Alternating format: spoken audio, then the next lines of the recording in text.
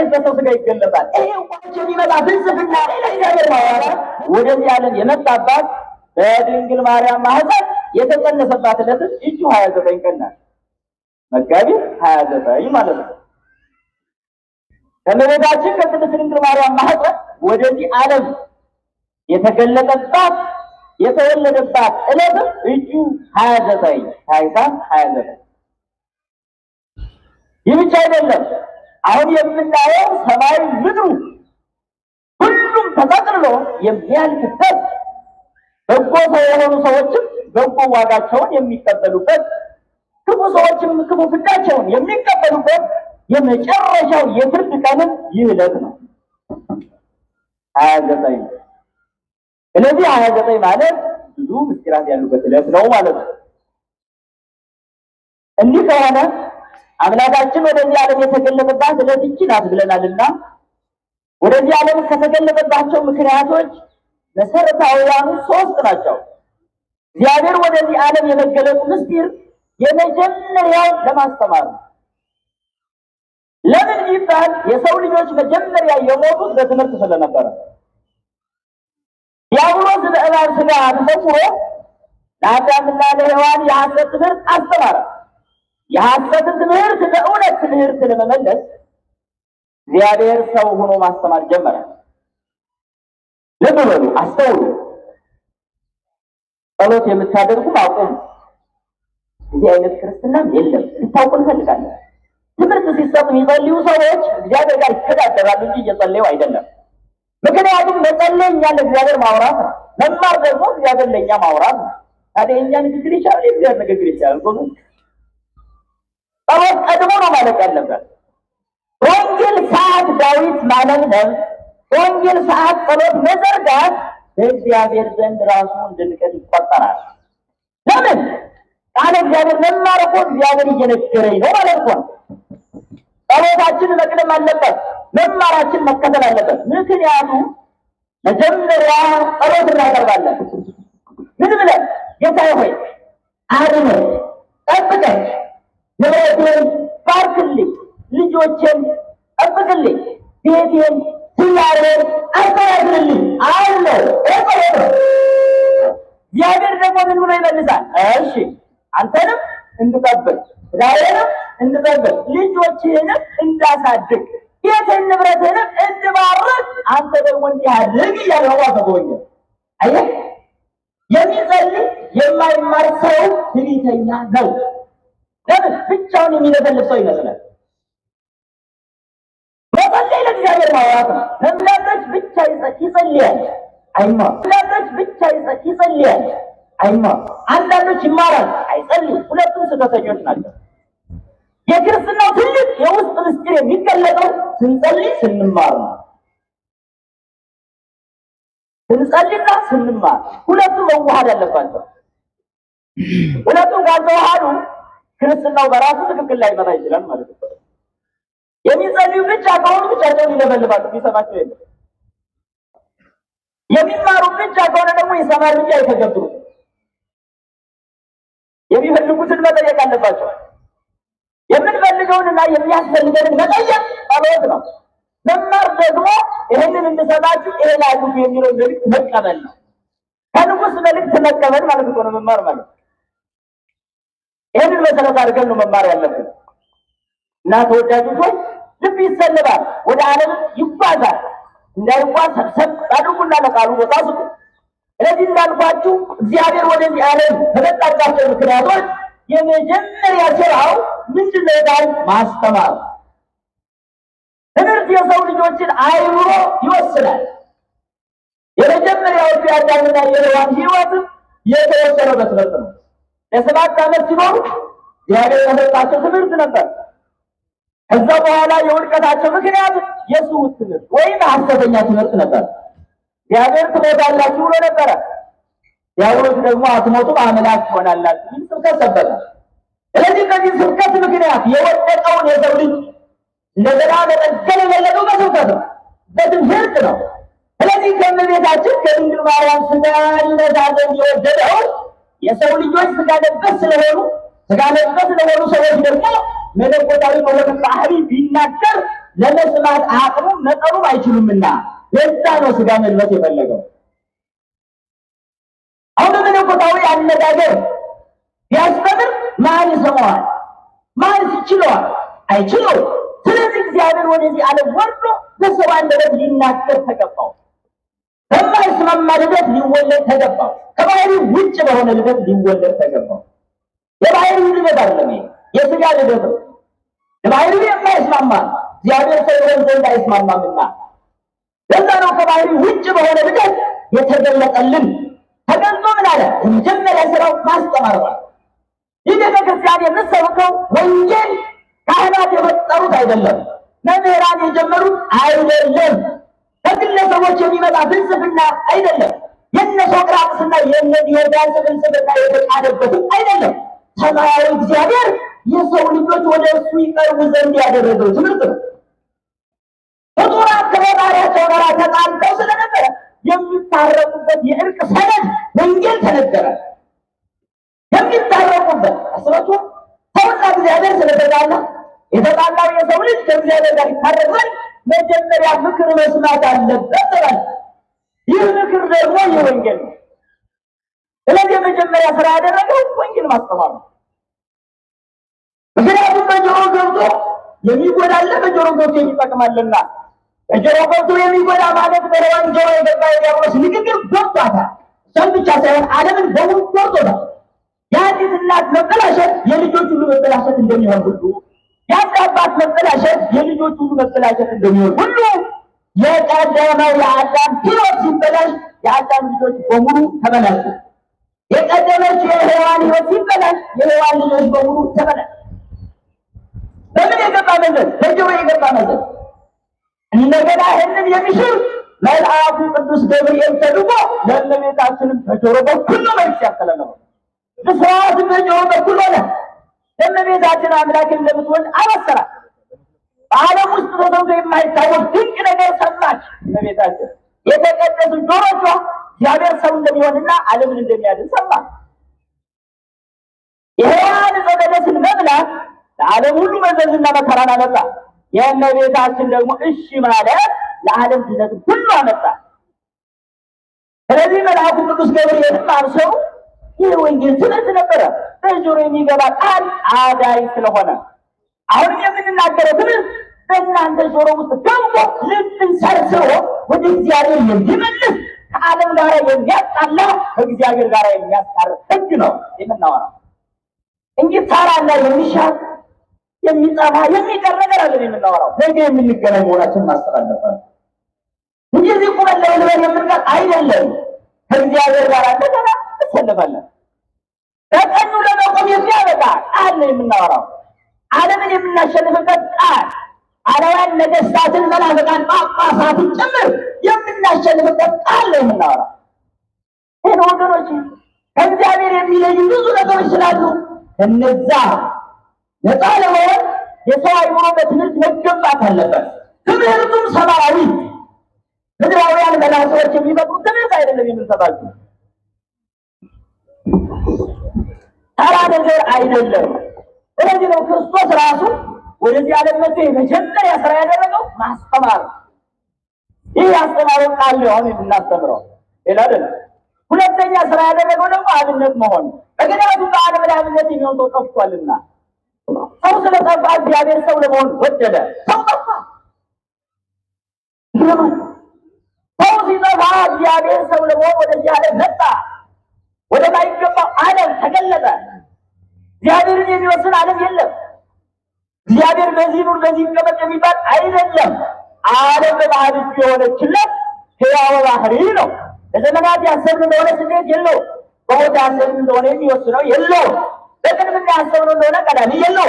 በድህርና ያሰብነው እንደሆነ ዘላለማዊ ነው። ይህ እግዚአብሔር ግን በሰው ልጆች ዘመን መጠን ተወሰነ።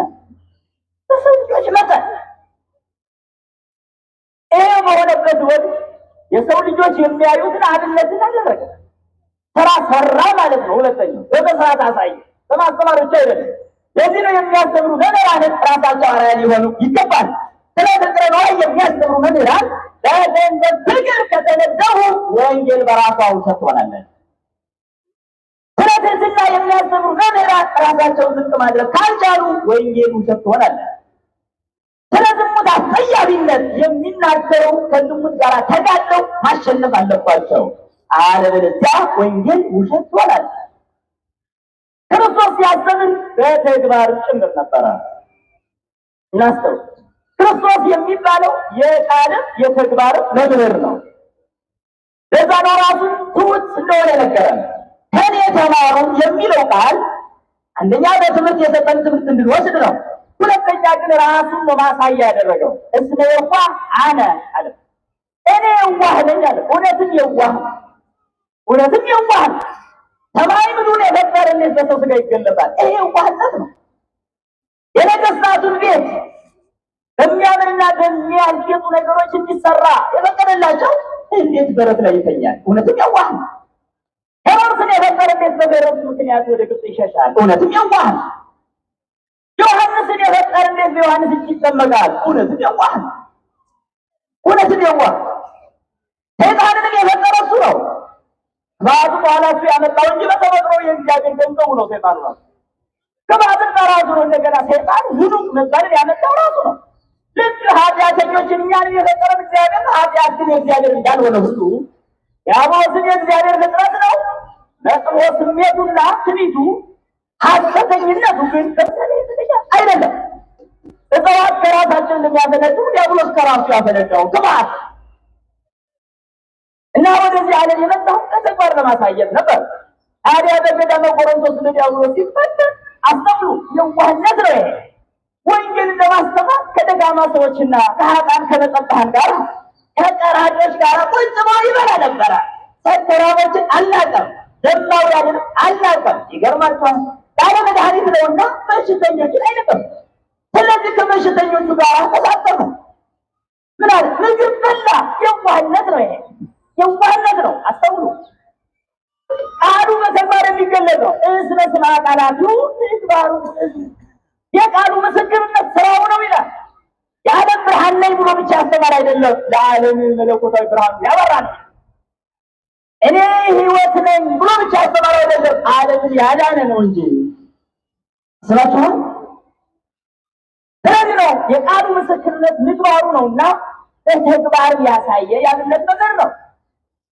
ያብነት ነው ለክርስቲያኖች ሁሉ ፊት ለፊታቸው ላይ የሚመለከቱት ማንኛውም ሕይወታቸውን የሚመዝኑበት የሰብዕና መመዘኛ የመልካምነት መመዘኛ ክርስቶስ ነው። ስለዚህ ወደ ክርስቶስ ነው የምንመለከተው። እንዲህ ስናደርግ ነው ተግባሩን የምንወስደው። ስለዚህ በተግባር ለማስተማር ነው የወረደው። ምክንያቱም የሰው ልጆች በመጀመሪያ ሕይወታቸው አርአያ ሆኖ የሚያሳይ አልነበረም። ሕግ ብቻ ነው የተሰጣቸው። ያን ሕግ በመፈጸም ባለመቻላቸው ወድቀዋል። ስለዚህ እግዚአብሔር ሰው ሆነና ሕግ በመፈጸም አስተማሪ ሆነ።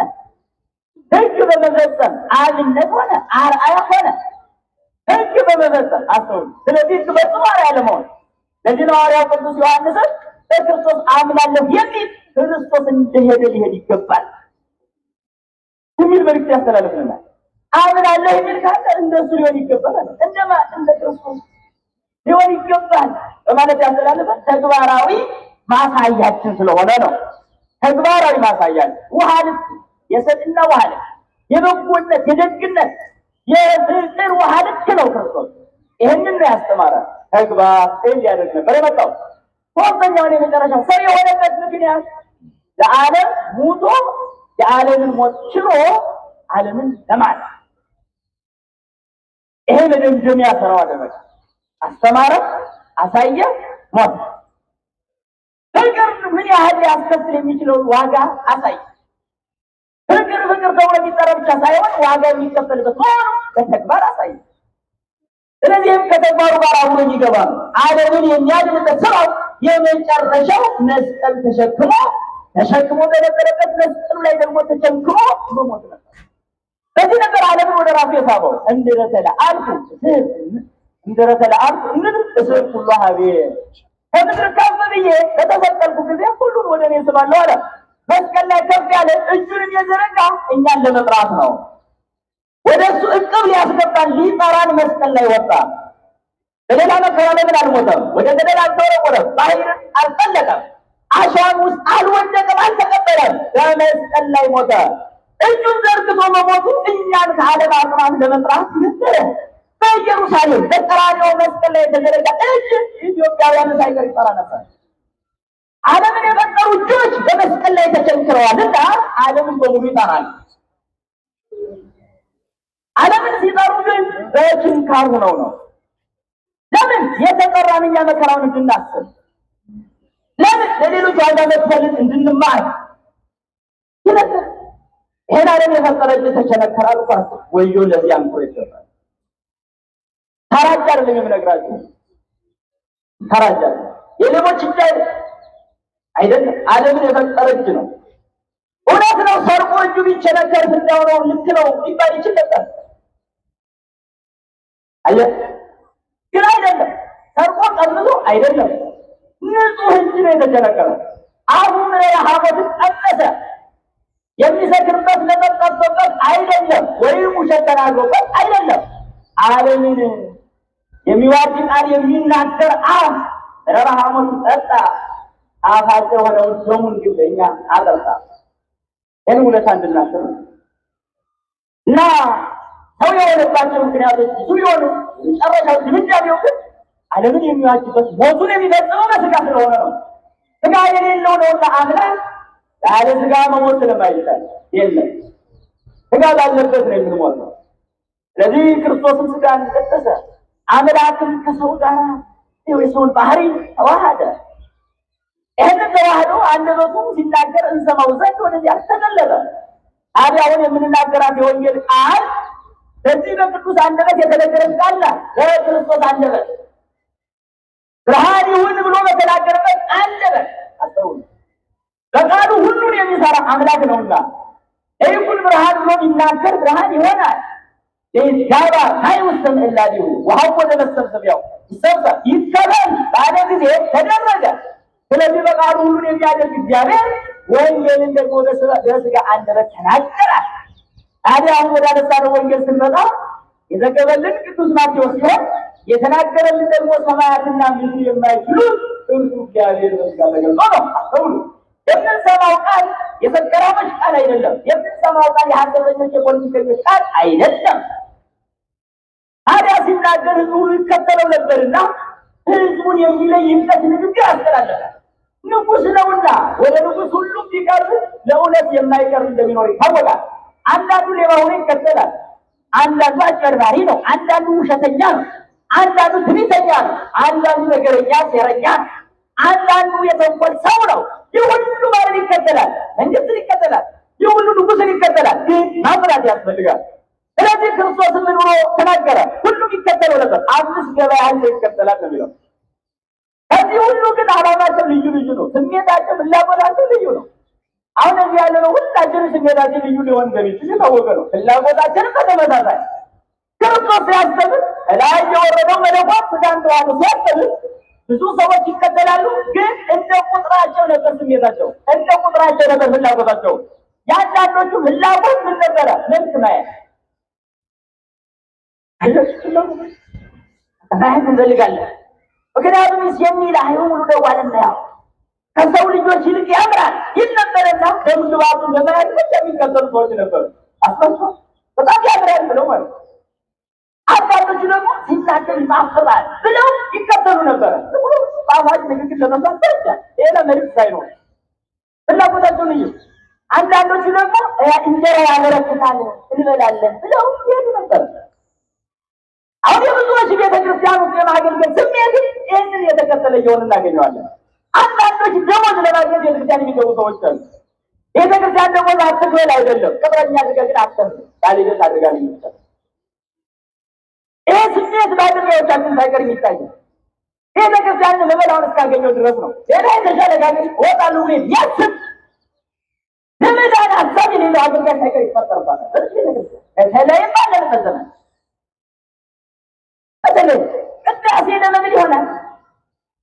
እግዚአብሔርን ማገልገል ለመብል ተብሎ ስሌት ይሰራል አይሰራም? ይሰራል። መታወቅ አለበት። እና ለፍላጎታቸው ይከተሉ ነበር ያልኳቸው። እንጀራ ያበረክታል ሲባል ሰምተው በቃ እንበላለን ብለው የሚሄዱ ነበሩ። አንዳንዶች ደግሞ ከመንግስታት ጋር ተነጋግረው በቃ ፖለቲካ ለማድረግ እንዲህ ብሎ ተናግሯል ብሎ ውሸት ተናግሮ ለማስያዝ ይቆሙ ነበሩ። አሜን። አሁንም በዚህ ዘመን ቤተክርስቲያን የሚገኙ እኩሌቶቹ ለመዳን ሲሆን እኩሌቶቹ ግን ለባለጠጋ ፍጆታ ይመጣል። እንዲሁ ለመዳን አይደለም። ምን አለች ቤተክርስቲያን ብለው ለማጋጨት የሚመጡ ሰዎች አሉ። አንተ ሞኝ ዘላለማዊ ሕይወት ረስተህ ለምድራዊ ነገር ተገዝተህ ቤተክርስቲያን እንዲመስል ምን እየከሳታለሁ ብለህ ከዘላለም ቤት ትወጣለህ። ያንዳንዱ ሞኝ ምድር አስባችኋል? የሚመጥቁበት የሚድኑበትን መከተል ሲገባቸው ተራ ወሬ ሰምተው ያንን አሳብተው ከሰው ጋር ለማጣላት እዚህ የሚመጡ ሰዎች አሉ። ያንን ክርስቶስንም ለማስያዝ እንዲህ አይነት ሰዎች ይመላለሱ ነበረ። እኩሉ አንዳንዶቹ ደግሞ ታማሚ ሆነው ይመውሳላሉ ብለው ሊፈወሱ ይሄዱ ነበረ። የስጋ በሽታ ለማራቅ ለመፈወስ ማለት ነው። ተመልከቱ። አንዳንዶቹ ደግሞ የሚናገረው ቃል እውነተኛ የእግዚአብሔር ቃል ነው። ስለዚህ ሰምተን መዳን አለብን ብለው የሚሄዱ ነበር። ስለዚህ የመጨረሻዎቹ ነበሩ መሰረታዊ ዓላማ ያላቸው። የሚገርመን ከሁሉ ለምን ለዘላለም ድነት እንበቃለን ብለው ሰምቶ ይሄዳል። ሰምተን ለዘላለም ድነት እንበቃለን። ይሄ ነው ትልቅነት። ይሄ ነው እውነተኛ ሰጥና ከእንስሳዊ ጠባይ መውጣት ማለት ነው። እንስሳዊ ጠባይ ከወዲያ ያለ ከተራ ነገር አያለ ሰብአዊ ጠባይ ማለት ግን ለዘላለም ሕይወት ራስን ማዘጋጀት። ስለዚህ እኩሌቶቹ የመጨረሻዎቹ ምን ነበሩ የሚያስቡት? የሚያስተምሩ እውነተኛ ትምህርት። ስለዚህ ነፍሳችንን እናድን ብለው የሚከተሉ ነበሩ። ይህን ሁሉ ማን ያውቃል? እሱ ያውቃል። ይፈቅድም ግርቦ ግብዞ ለሰብ የሰውን ፍላጎት ምን እንደሆነ የሰውን የውስጥ ስሜት ምን እንደሆነ ሊነግሩት አይሻም። እግዚአብሔር ያውቃል። ይህን ሁሉ ስለሚያውቅ አሁን የሚከተለውን መልእክት አስተላለፈ። የሚገርም ለይቶ የሚጥል ማለት ነው። መልእክቱ የሚገርም ነው። በደንብ ተከታተሉ። የንጉሥና የተገዦቹ የፈጣሪና የፍጡራኑ የእግዚአብሔርና የእኛ መልእክቱ የተላለፈው የሚገርም ማለት ነው። ሕዝብን ባየ ጊዜ ይላል ቅዱስ ማቴዎስ ሲፈስ ብዙ ሕዝብን ባየ ጊዜ ከፍ ባለ ቦታ ወይም በተራራ ላይ ተቀመጠ ይለናል። ደቀ መዛሙርቱ ወደ እርሱ ቀረቡ ይለናል። የሚገርም እኮ ነው። አሁንም ከብቶ ገብቶ አስተማራቸው ይልና ያስተማረውን በዝርዝር ያስቀምጣል። ምን ብሎ አስተማረ? አንደኛ ምን አላቸው? ጾም ነዳያን በመንፈስ የሚገርም ንግግር። ጾም ነዳያን በመንፈስ እስመ ሎሙ ይእቲ መንግሥተ ሰማያት። ተመልከተው። ከኛ የሚጠበቀውን በኋላ ደግሞ ብናደርግ የሚገኘውን ውጤት ያስቀምጣል። ዝርዝር ሙሉ የወንጌሉን ሀሳብ የተሸከመ ነው። ሀሳብ በመንፈስ ድሆች የሆኑ ብፁዓን ናቸው መንግሥተ ሰማያት የእነርሱ ናትና ይላል። ዋጋው አየህ። ነዳያን የሆኑ ሲል እኛ የምናደርገው ነው። መንግሥተ ሰማይ የእነርሱ ናት ሲል አጠፋው። ስለዚህ በመንፈስ ድሆች ነን የሚሉ ሰዎች ብፁዓን ናቸው አለ። ለምን ሲባል ደግሞ መንግሥተ ሰማይ የእነርሱ ናትና አለ። ይሄ ለሁሉ የሚቻል አይደለም። አስተውሉ። የሚቻል አይደለም የምለው አናደርግም ስለሚሉ ቢያደርጉ ግን የሚቻል ነው። ምን ማለት ነው? በመንፈስ ድሆች ነን የሚሉ ብፁዓን ናቸው ማለት በሕሊናቸው ውስጥና በአእምሯቸው እግዚአብሔር እንዳለ የሚያምኑና የሚያመልኩ ሰዎች በራሳቸው አዋቂ ነን፣ ባለጸጋ ነን፣ ባለስልጣን ነን ብለው የማያስቡ ስልጣን ቢኖራቸው እኔ የሚስማማኝ ባርነት ነበር፣ ስልጣንማ የእግዚአብሔር ነው የሚሉ ብፁዓን ናቸው። በመንፈስ ድሆች ማለት ነው። ሀብት ሲኖራቸው ሀብትማ የእግዚአብሔር ነው፣ ለእኔማ የሚስማማኝ ድህነት ነው የሚሉ ብፁዓን ናቸው። እውቀት ሲኖራቸው እውቀትና የእግዚአብሔር ነው፣ ለእኔማ የሚስማማኝ ድንቁርና ነው ብለው ራሳቸውን ዝቅ የሚያደርጉ ብፁዓን ናቸው። በመንፈስ ማለት በሚታይ ስጋ ውስጥ የማይታይ መንፈስ ይመራል። ስለዚህ በዛ በምንመራበት መንፈሳችን ከተቀደስ እግዚአብሔር ብፁዓን ብሎ ይጠራናል ማለት ነው። ምክንያቱም እንደኛ ተክለ ቁመናን አይቶ የሚለካ አይደለም። እግዚአብሔር እንደኛ ቀይ መልክ፣ ጥቁር፣ ረጅም፣ አጭር ብሎ አይደለም። ወፍራም፣ ቀጭን ብሎ አይደለም የሚለካው እግዚአብሔር በመንፈሳችን የሚለካል። በውስጣችን ባለ አይምሮ ነው የሚለካል። ይህንን አይምሮ ነው ማበላሸት የሚፈልጉት አጋንንት ደግሞ። ይህንን መንፈስ ነው የሚያቆሽሹ። ምን ብለው ሀብት ያለው በሀብቱ እንዲመካ ያደርጉታል። መመካት የመንፈስ ነው። በውስጥ መንፈሱ ሲመካ ከእግዚአብሔር ይለያል። አየህ፣ በስልጣኑ መመካት ከመንፈስ ይመጣል። ከውስጥ ካለ መንፈሱ የተነሳ በስልጣኑ ሲመካ ከእግዚአብሔር ይለያል። ስልጣን የሰጠውን ይረሳል። በእውቀት ሲኖር በእውቀቱ ሲመካ በመንፈሱ ነው የሚመካው። ስለዚህ በመንፈስ የማይመካ ሰው ብዙ ነው አለ። ለምን ሲባል ደግሞ መንግሥተ ሰማያት የእነርሱ ናት። ከዚህ በላይ ጥቅም አለ? መንግሥተ ሰማይ ያንተ ከመሆን በላይ ምን ሀብት አለ? ምን ስልጣን አለ?